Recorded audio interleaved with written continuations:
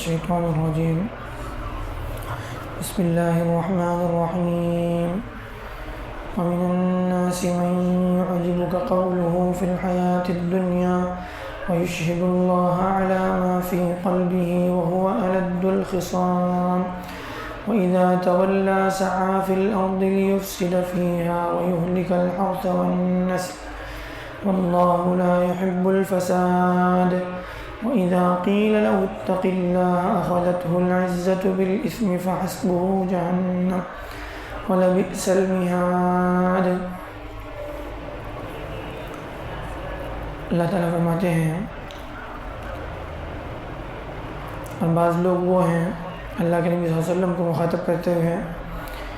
کہ دنیا میں آپ کو ان کی باتیں بڑی اچھی لگتی ہیں، آپ ان کی باتوں سے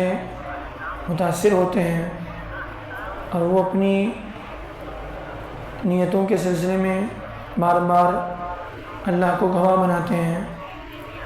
یعنی اللہ گواہ ہے میری بات پر، میری نیت اچھی ہے، میں فلاں جو ہے کام کر رہا ہوں، اس کو اللہ جانتا ہے۔ اپنی نیک نیتی کا اظہار جو ہے، اپنی نیک نیتی کو بتلانے کے لیے بار بار اللہ کا سہارا لیتے ہیں، قسمیں کھاتے ہیں،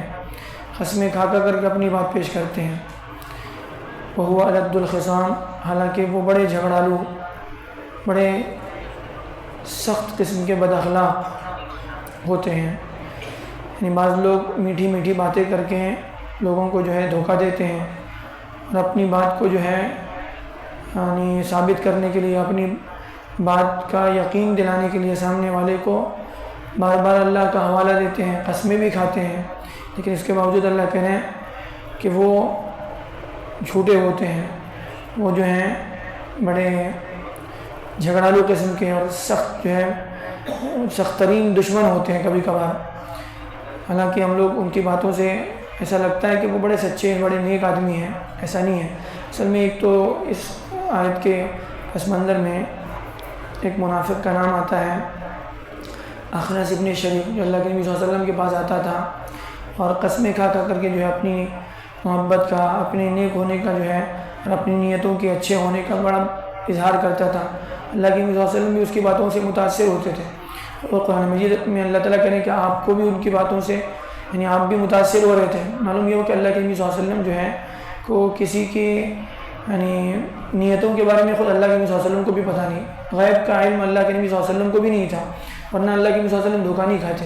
ویسے تو اللہ کے نبی صلی اللہ علیہ وسلم کے پاس جو ہے یعنی منافقین کی فہرست بھی تھی، بعض صحابہ کو اللہ کے نبی صلی اللہ علیہ وسلم نے بتایا بھی تھا، لیکن اس کے باوجود اللہ کے نبی صلی اللہ علیہ وسلم صرف وہی باتیں جانتے تھے جو اللہ کی طرف سے ان کو بتایا جاتا تھا، اس کے علاوہ اللہ کے نبی صلی اللہ علیہ وسلم کو بھی نہیں پتہ تھا۔ تو بعض مرتبہ ایسا ہوتا ہے کہ آدمی ظاہری طور پر جو ہے باتیں بڑی بڑی کرتا ہے یا بار بار جو ہے دین کا، اللہ کا اور قسمیں کھاتا ہے اپنی باتوں کو ثابت کرنے کے لیے، لیکن وہ ہوتا نہیں ہے حقیقت میں، اندر سے وہ ہوتا نہیں ہے۔ تو اللہ تعالیٰ کہنے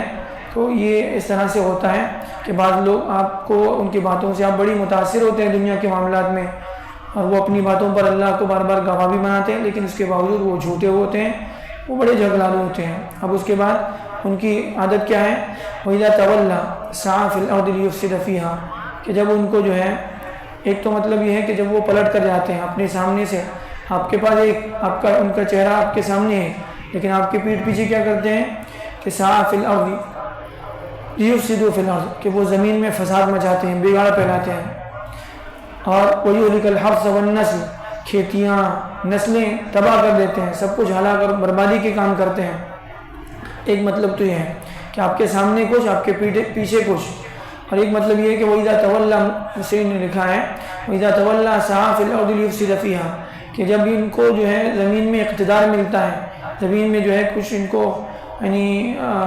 ان کا کنٹرول چلتا ہے، ان کو حکومت ملتی ہے، ان کے ہاتھ میں جو ہے طاقت آتی ہے، تو یہ لوگ دنیا میں کیا کرتے ہیں؟ سَعَى فِي الْأَرْضِ لِيُفْسِدَ فِيهَا، زمین میں فساد مچاتے ہیں، بگاڑ پھیلاتے ہیں۔ آج کل دنیا کے جو ہے سارے نیتا عام طور پر جو بڑی بڑی باتیں کرتے ہیں، بڑی اچھے جو ہے دعوے کرتے ہیں، لیکن جب ان کے پاس حکومت آتی ہے، طاقت سلطنت آتی ہے، تو کیا کرتے ہیں؟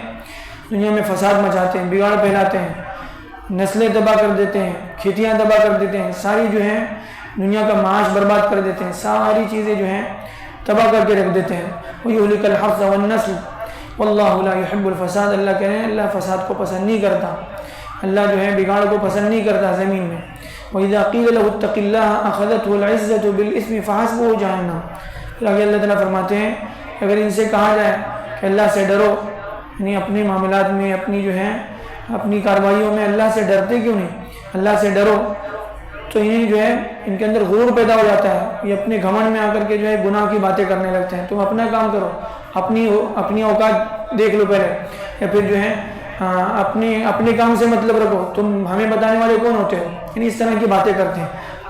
حالانکہ بتانے والا جو ہے وہ حق بتا رہا ہے، وہ صحیح بات بتا رہا ہے، وہ ان کو غلط کاموں سے روک رہا ہے، لیکن اس کے باوجود یہ لوگ ماننے والے نہیں ہوتے۔ اور اس کے مقابلے میں جو نیک لوگ ہوتے ہیں وہ کوئی بھی بتائے، سامنے والا بتانے والا کوئی بھی ہو، لیکن کوئی حق بات بتا رہا ہے تو اس کو قبول کرنے میں ان کو کوئی جو ہے زیادہ پریشانی نہیں ہوتی۔ وَإِذَا قِيلَ لَهُ اتَّقِ اللَّهَ أَخَذَتْهُ الْعِزَّةُ بِالْإِثْمِ فَحَسْبُهُ جَهَنَّمُ۔ ایسے لوگوں کے لیے اللہ تعالیٰ فرماتے ہیں کہ ان کے لیے جہنم کافی ہے، یعنی ان کا ٹھکانہ جہنم ہے، وَلَبِئْسَ الْمِہَادُ، اور یہ بدترین ٹھکانہ ہے۔ اللہ تعالیٰ ہمیں عنایتوں سے صحیح سبق لینے والا بنائے۔